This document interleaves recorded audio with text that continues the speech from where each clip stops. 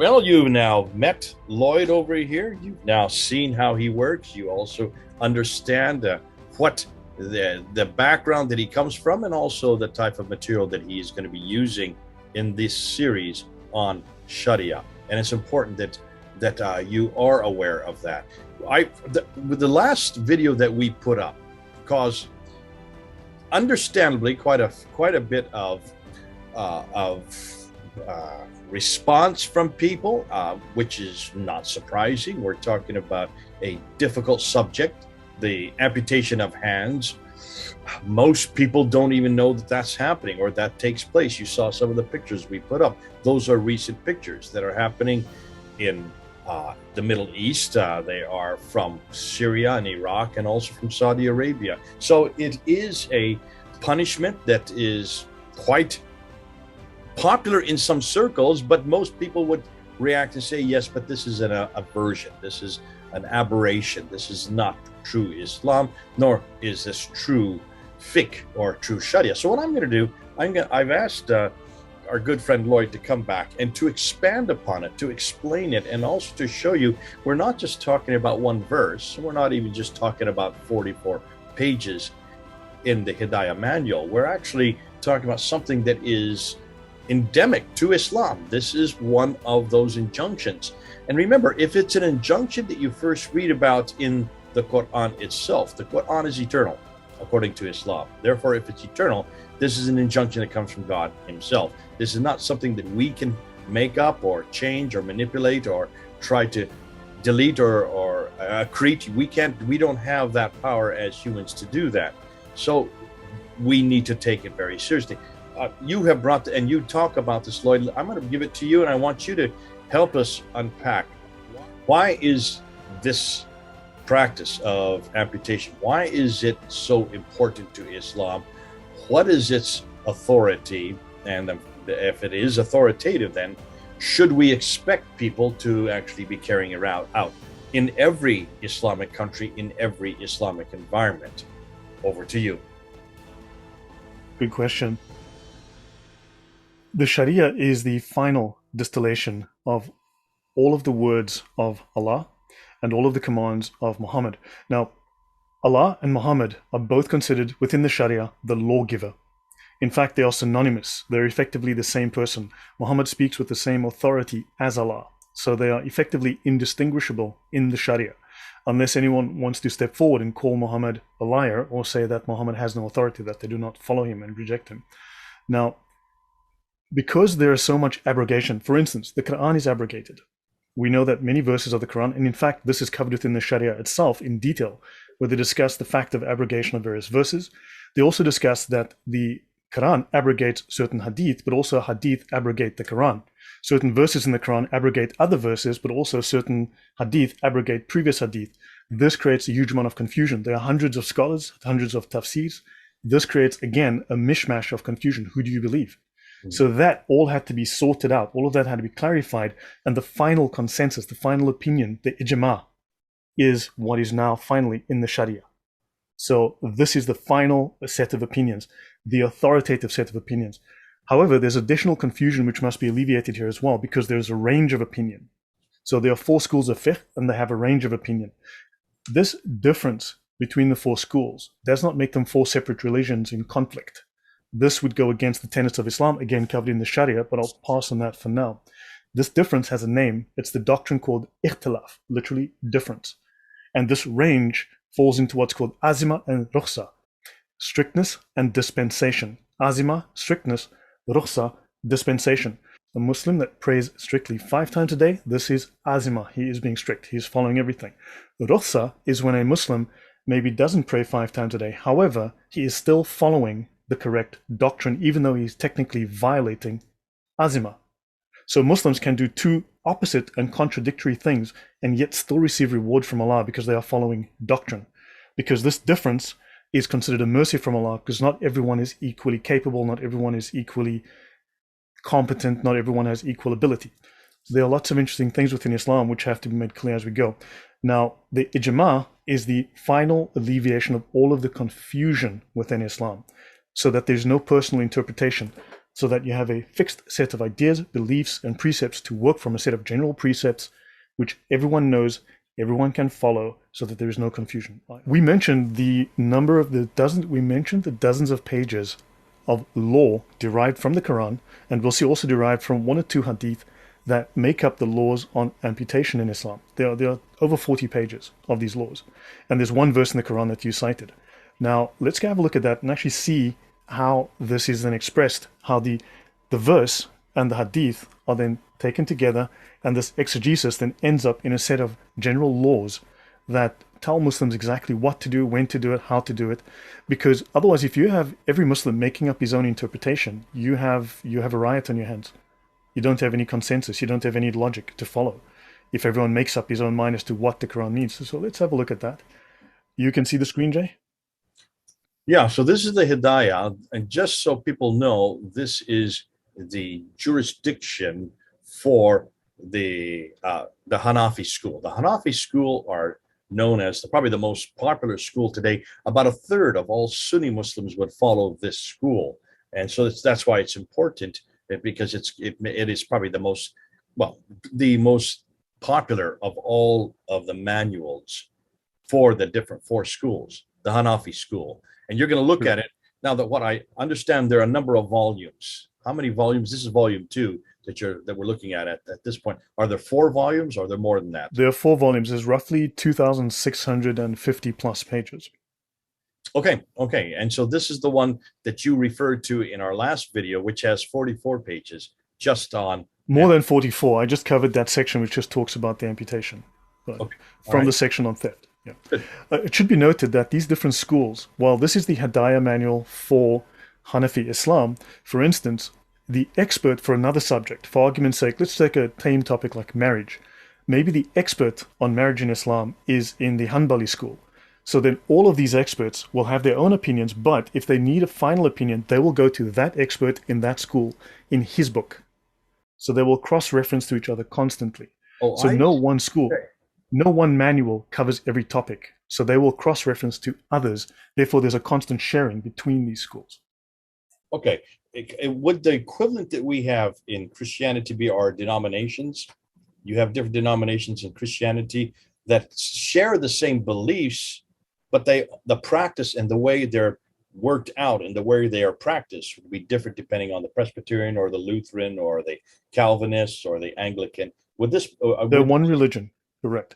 They're one religion. They're not meant to be 4 separate religions, because there's a number of stipulations around this that I'll throw these out there. We will cover these in detail later. However, the Islamic Imams cannot be wrong.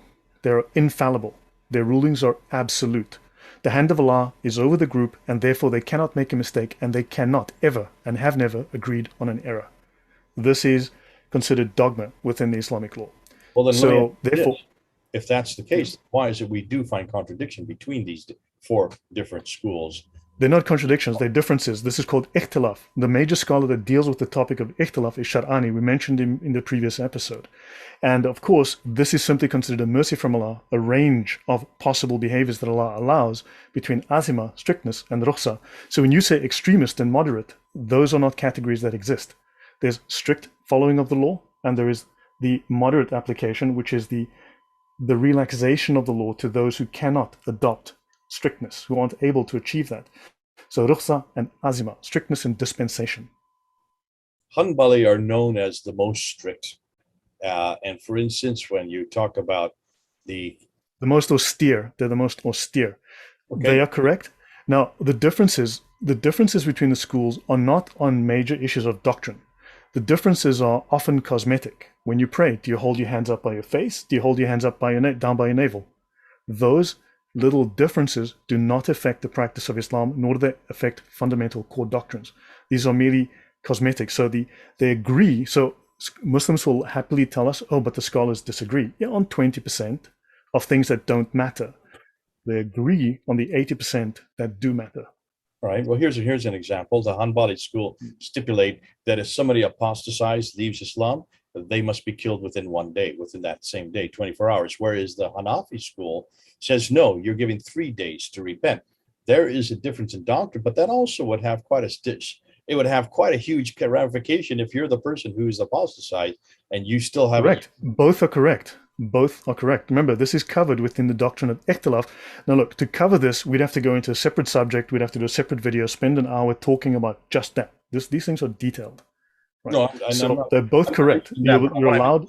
That's fine. So there are differences even in doctrine as far as days of how many days you leave before you're executed. Things as that's not simple. That has a huge ramification for the person who's going to be killed. Correct. But they might cross-reference, they might follow a different school. In fact, Muslims are allowed, I wouldn't say to pick and choose, but they can follow one school in one area of their life, in one area of practice, and another school in a different area. Technically, they are meant, and there are names for all of these things are named, right? Muqallid, Mukallaf, all of these things, Taqlid, all of these things have names. Every practice in Islam has a legal name with a description which explains exactly what, why, and how. So they are to follow a scholar. They're to pick a scholar and follow a scholar.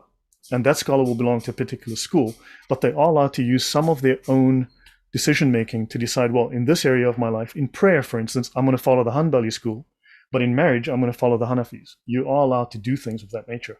But that's not really where I want to go. I want to jump straight into this topic of amputation and show people what Islamic law actually says, what the rulings are. All right, so we're in the Hidayah, Volume 2. I have placed links in the comments, and also, Jay, if you'll please place those in the description. So here we go, Hidayah. This is Book 8, Volume 2, Saraka or larceny. And I have showed this before, of thefts which occasion amputation. I did misspeak last time. I said 1751. This was translated in 1791. There is a newer version of this book that has been put out, which I believe tries to whitewash some of the things that this earlier translation says.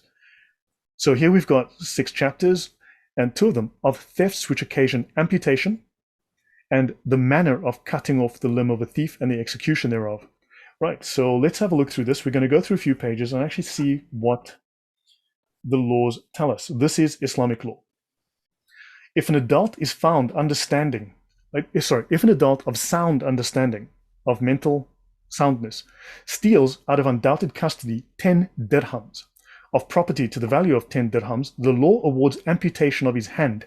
Now, some Muslims will say, but when they say amputation, they mean take away his property, take away his possessions. No, it literally means chop off the hand. God having said in the Qur'an, if a man or woman steal, cut off their hands. Okay, let's continue. Concerning the amount of the value, there are various opinions. According to our doctors, it is 10 dirhams. According to Shafi'i, it is the fourth of a dinar. In the opinion of Malik, it is 3 dirhams. The argument of Malik and Shafi is that in the time of the Prophet, amputation was inflicted for the theft of any article of the value of a shield. Now, the lowest value of a shield upon record is 3 dirhams. Shafi also observes that the value of the dinar in the time of the Prophet was estimated at 12 dirhams, the fourth of which is 3 dirhams. Let's have a look at how much money that is. Now, so let's go to 1790, at the time this was translated. Let's have a look at dirham. Okay, so there's actually a little appendix in this text which gives us the financial value. And that is roughly 9 pence, which equates to, in 2017, £2.88, roughly $2. So this is $3.63 or €2.42. So you have, your hand can be amputated for less than £3, less than $4. The price of a cup of coffee, then, is what you're saying. Anything Correct. more for a cup of coffee today, you'd be amputated. They better put this up. They better put this up at Starbucks then, just to warn people. Yeah. Now, look, you did ask a question about, are Muslims supposed to do this? And in Islamic countries, yes, they are required to. However, again, they are allowed. I'm going to make some very blunt statements as we go through this, and I'm happy to cover those in depth at a later time, but I'm going to make certain very blunt statements based on my knowledge of Islam. Now, understand that I've mentioned this difference and I've mentioned this azma and rukhsa. So for instance, if you are unable to fulfill azma completely, you're allowed to use dispensation. You're allowed to violate certain rules. You're allowed to bend certain rules or put them in abeyance until in the future you can fully do so. For instance, there are 2 places we know where Shariah was in full effect. Under ISIS, under the ISIS Caliphate, that was standard Orthodox Sunni Islam. That was not an aberration. That was the full implementation of the Sharia. And also under the Taliban in Afghanistan. What they are doing is 100% standard Sunni Islam. No aberration. That is azima. What we're seeing in the West, what we're seeing in other countries, it's just rukhsa. So this is the temporary abeyance of full Sharia until they can impose the full Sharia once they have established the caliphate. So now, the slave and the freeman with respect to amputation are upon equal footing. So the limb of a slave, therefore, is to be struck off in the same manner as that of a free man. And here they mention the dirham is about 2D sterling. This is in 1790. So the value of the dirham is, and they just speak about it here on this page. And of course, I've just mentioned to you what those values are. Let's continue here. So punishment is due upon a single confession. Amputation is inflicted upon a single confession, according to Hanifa and Muhammad. The argument of Hanifa and Muhammad is that the theft is rendered apparent by a single confession, which suffices. So if one person says he did this, you can have your hand amputated. Amputation is inflicted upon the testimony of two witnesses. Sorry, single confession, two witnesses. By the testimony of two witnesses, the theft is made apparent and fully established. However, every single Islamic law, because it is a legal system, there are loopholes and exceptions to everything. Understand this. There is not a single precept in Islam which cannot be violated, cannot be broken, bent, put in abeyance, not a single thing. So all of this can change depending on various factors. There are always loopholes. So the thief must be held in confinement on suspicion. There is no, you are innocent until proven guilty. You are guilty until proven innocent. If a party commit theft and each of the party receives 10 dirhams, the hand of each is to be cut off.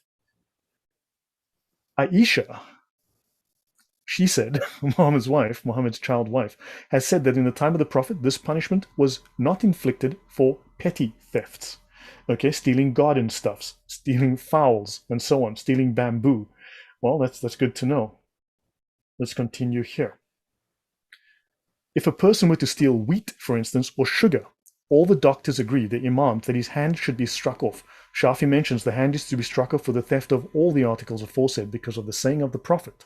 The hand shall not be struck off for the stealing of dates or palm fruits, but where those are kept in a barn, amputation is occurred by the theft of them. In other words, if palms and dates are on trees and you steal them, you're not going to lose your hand. But if those fruits are in a barn and you steal them, you will have your hand amputated. The difference is what they call, they're in the custody. The difference is custody. That's a legal technicality. In the barn, they're in custody. Someone has taken them, put them in the barn. They're his. They're in his custody. You're stolen from the custody of someone. When they're on a tree, they're not in custody. So these are legal distinctions. Amputation is not incurred by stealing fruit whilst upon the tree, or grain which has not been reaped, because this is not being considered in custody. The hand of a thief is not struck off for stealing fermented liquor. Now notice, again, exceptions everywhere. There are always exceptions in the Sharia. So the hand of a thief is not taken for stealing fermented liquor, that's alcohol, because he may explain his intention in taking it by saying, I took it with a view to spill it or to destroy the bottle, to throw it away. Right? Also, because some fermented liquors are not lawful property, such as wine. Therefore, wine must be destroyed. In fact, you will see Sharia law, which makes explicit reference to destroying bottles of wine. It is legal. You've seen the video in France, for instance, of a Muslim man walking into a liquor store, destroying the bottles. That is legal in the Sharia. It is explicitly stated. The hand is not cut off for stealing a guitar or musical instrument. Therefore, these being of use merely as idle amusements. Your comment, Jay, before I continue? Yeah, I mean, it seems here what they're doing is they're killing two birds with one stone. They're saying you can steal or destroy anything that is considered to be haram. Haram in Islam means illegal. Yes. Alcohol is illegal. The playing of instruments is illegal. Music is illegal. If you're destroying the instruments, you're destroying the liquor, that is perfectly halal. That's okay to do. Yes. Interestingly, when it comes, here's what's my question is, I've always assumed that, at least here in America, this is the case. If a tree is on the land that belongs to a person, like a farmer, you cannot take the fruit off that tree because that tree belongs to that farmer.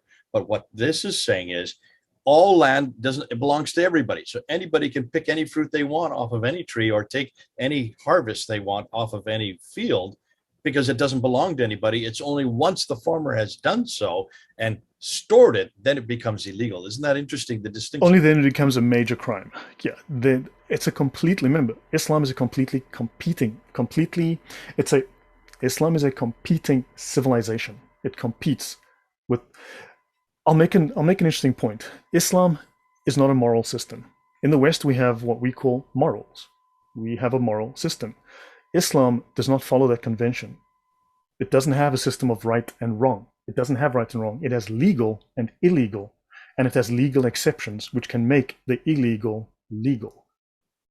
Yes, fascinating though, because it seems to be saying in one case, don't take of this person's fruit because he has picked it already. However, feel free to go to this person's field and take whatever fruit you want, because there's no such thing as owning of trees or owning of fields. Well, that's what I'm hearing it's here. still that would fall in a different category of crime, because this would fall, I think, into fraud or theft. That would fall into fraud rather than theft. You're defrauding someone rather than stealing from them. So therefore, you're not guilty of a crime which causes amputation. That's the difference. So there are going to be some details. There's another law coming at a later time which says do not take fruit from trees because that tree belongs to that person. It just doesn't say do not, in this case, don't amputate the hand. Yeah, let's focus on that. Let's just work on that premise for the moment until we go into more detail at some point. Now, the person who takes a Quran, if you steal a Quran, okay, that person may plead that his intention was to look into it and read it. So there's an out. Every single law, understand, every single law in Islam allows for an out. Every single one. There is no amputation for stealing the door of a mosque. Thank heavens. I'm not sure if that's a common crime in Islamic countries. Amputation is not incurred by stealing a crucifix, even if it's of gold, nor by stealing a chessboard or chess pieces of gold, as it is in the thief's power to excuse himself by saying, I took them with the view to break and destroy them as things prohibited. If a crucifix be stolen out of a Christian place of worship, amputation is not incurred. So hence, this already shows us that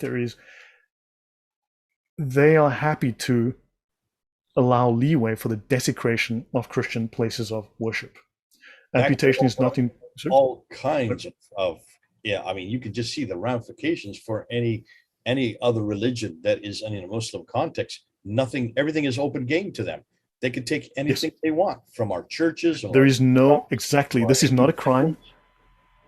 Yeah, it is not a crime. It incurs reward for them. It is not considered a crime. And remember, this is the law of Allah. This is greater than the law of man.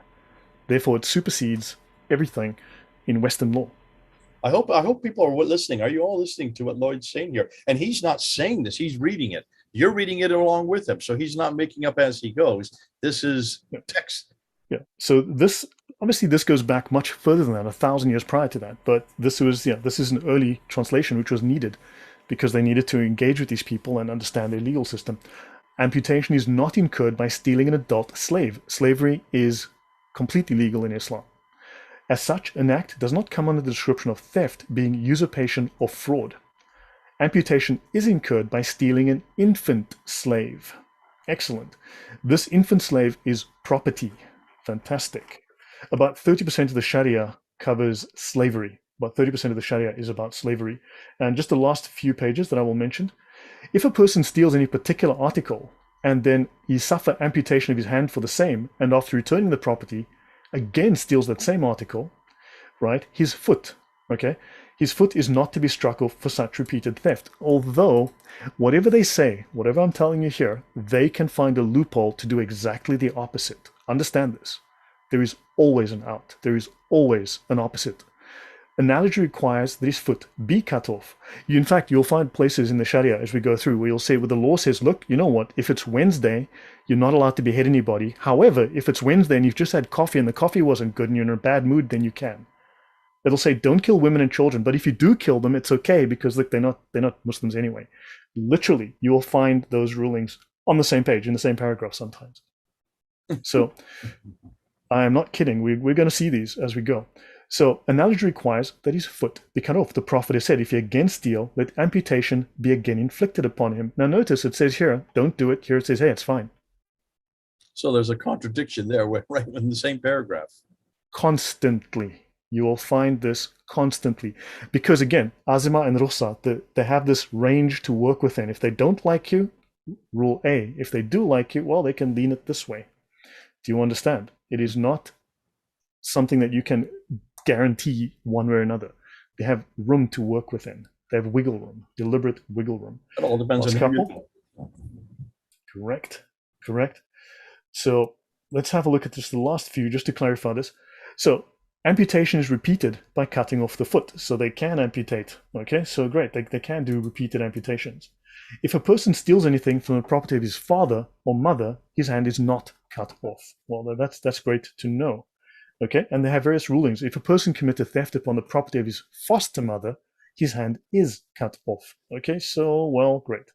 And I believe this if a thief breaks through the wall of a house and he enters the house and takes the property and he delivers it to an accomplice standing at the entrance of the hole, amputation is not incurred by either party, because the thief who entered the house did not carry out the property, and that property, before his coming out, fell into the possession of another. These are technicalities, which possession is regarded, and the other thief has not committed any violation of custody, as he did not enter into the place of custody, and hence the full sense of larceny is not applicable. However, this changes if the guy walks outside, hands it to the guy. Hold on a minute. So I'm getting this correct. You went through that really quickly. So basically what you're saying is if two people go into a house, one stays outside, the other goes in, steals the laptop. Let's say steals my laptop, gives it to the person outside the house. He's standing outside the door and they're both caught. Nothing happens. Yeah, but if the other guy outside sticks his hand into the hole, takes the laptop, pulls it out, right, then he's liable. Then he's liable. Okay, this. I mean, you can see where jokes can be made about this. You can have whole series of, or you can have entire films done on this, and people creating all kinds of games. Yeah. They do this all the time, but one person stays outside, the other person gets inside, does the stealing. Neither of them are, both are caught, but neither of them are found guilty. Yeah, so there are rules depending if you're inside and the other guy puts his hand through, or you are inside, you put your hand to the outside, or he comes in or you go out. The law changes depending on these minor technicalities. For heaven's sake, stay outside. Yeah, got it. Yeah. Now, finally, just the last few notes.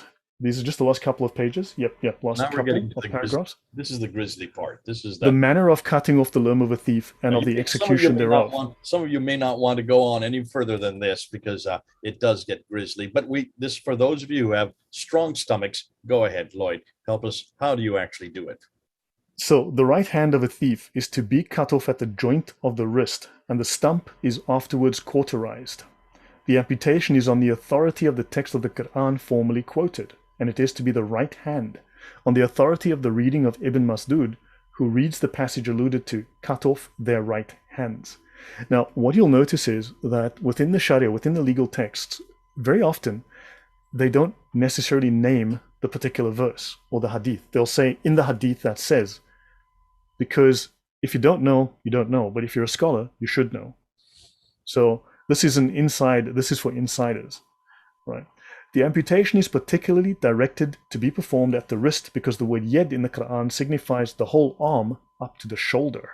And the wrist joint is included therein, that it is certified, wherefore in that sense the text is followed, blah, blah, blah. Moreover, it is related of the Prophet that he ordered the hand of a thief to be struck off at the wrist. So they're taking here the sunnah.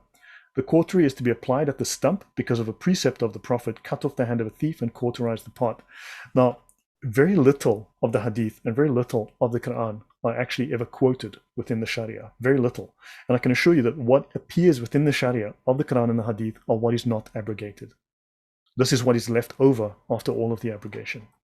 So this is with a view to warning and deterrent, but not destruction, not death. They use the term destruction very often for death. If the thief who has thus been deprived of his hand again commits a theft, his left foot is to be cut off. You cannot cut off both hands because then he cannot feed himself, he cannot function, and therefore he can die.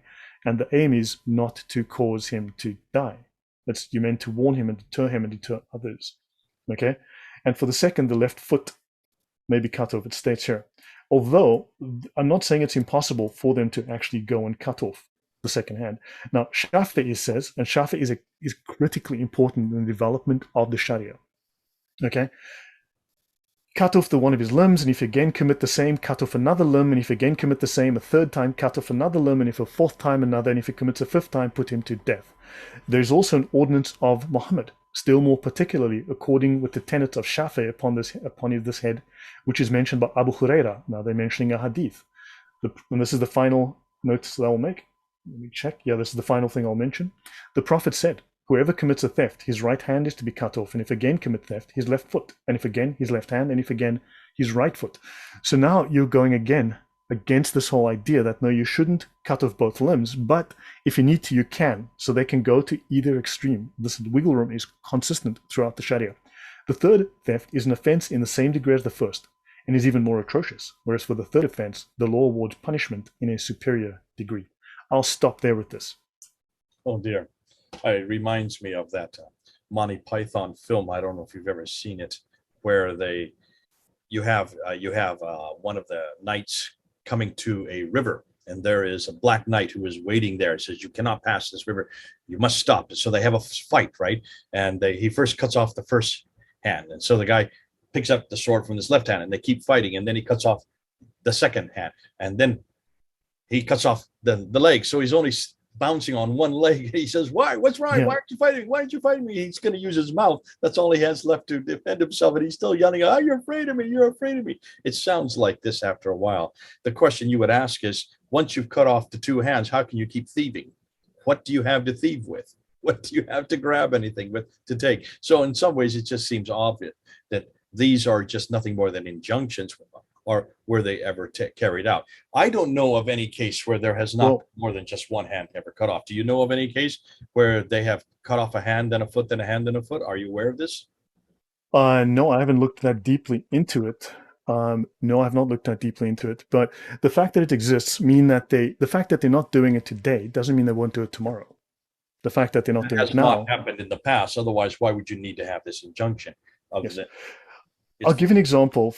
For instance, think of ISIS. When someone who belonged to ISIS, who lived in their territory as one of their members, if they did not go to prayer, there are reports that they would find baskets of heads, buckets of heads all over, like for instance in places like Raqqa, people would find these for people who will be beheaded for not obeying Islam well enough, for not following the Islamic law well enough.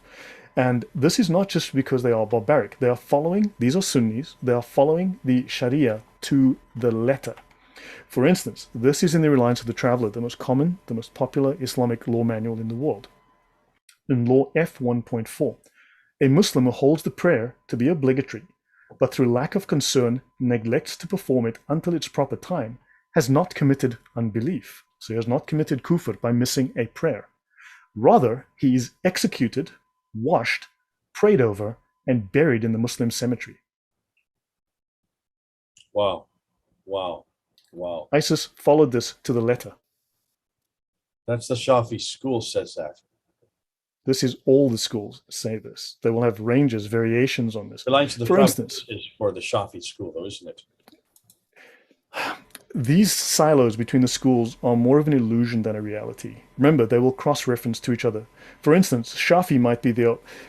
For instance, you're going to have specialists in various fields. Now, certain scholars might be very good at, like I said, marriage. So maybe they didn't have time or not had an interest, or a different scholar from a particular school developed very good doctrine that became extremely popular and was really, really well regarded.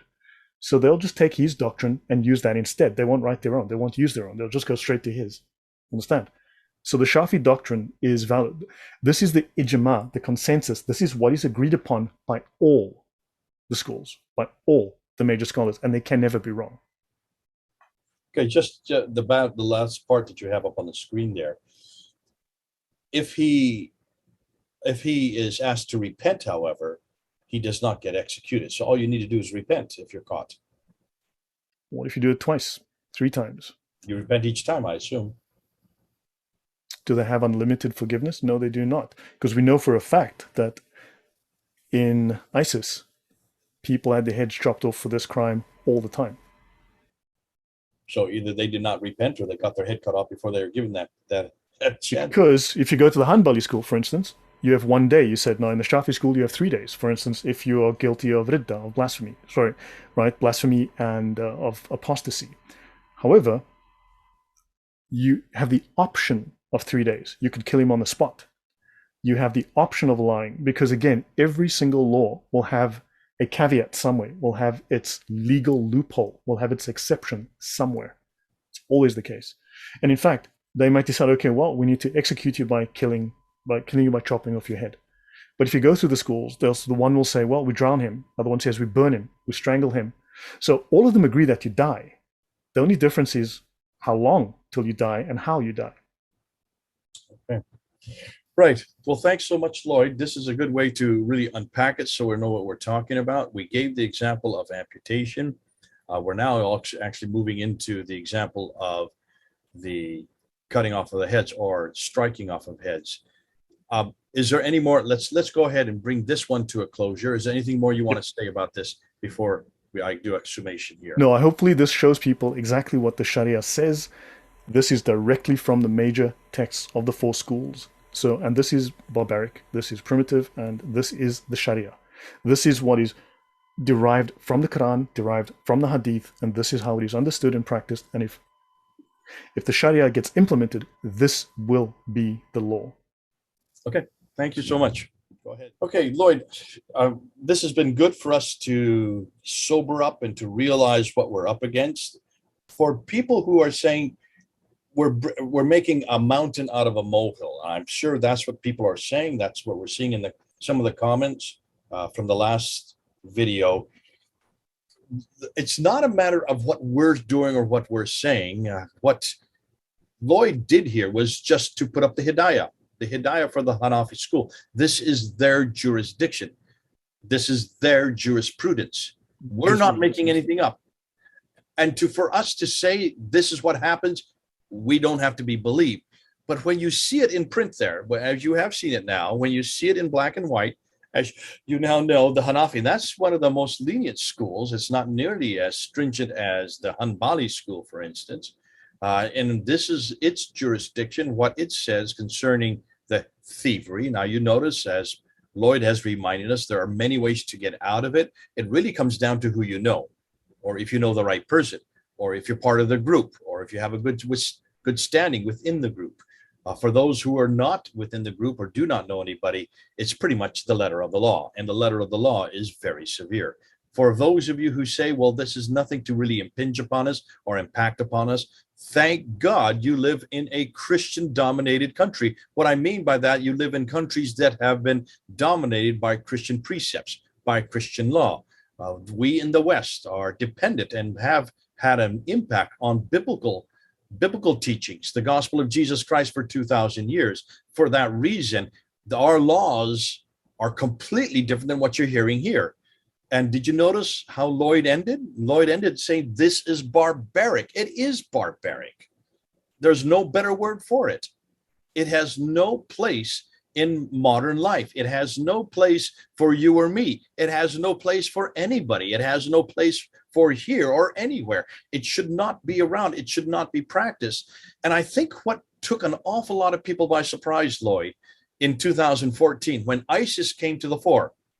Remember when ISIS came to the fore, then in Raqqa, and we had for the first time news reports and we had videos. And because ISIS put out the Big magazine, which was their very glossy magazine that they put out once every week.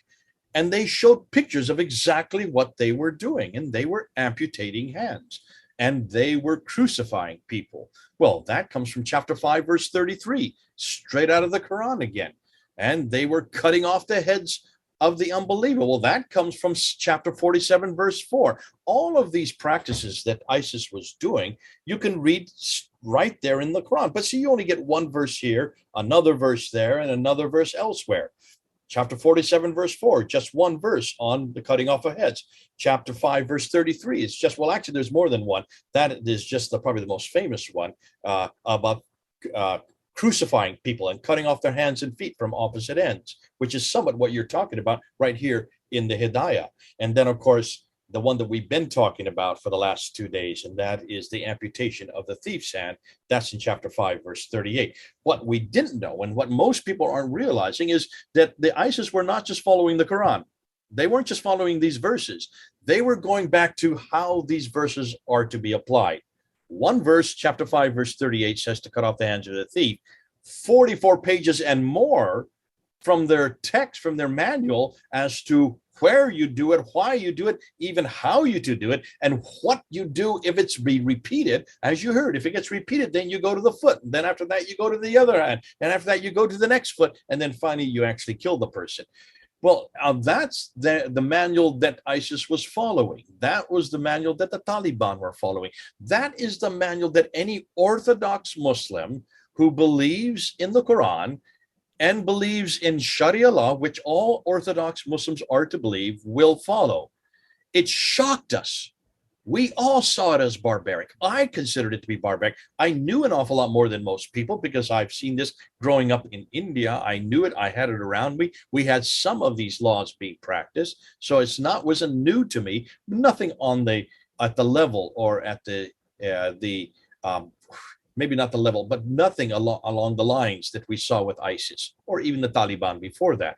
But it did not shock me because I knew what the Quran said, and I knew also what these laws of fiqh says. Now, that's why we brought it on board.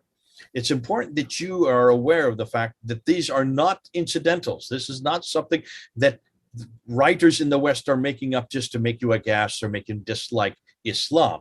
That's not what we're about.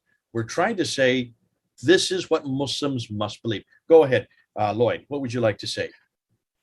Can you understand now why Muslims will never engage with and discuss the Sharia, why they insist on taking everything back to the Qur'an, why they throw their scholars under the bus at the first mention of Islamic law, why they will want to force us to talk about the hadith because they are contradictory hadith, they can go in circles.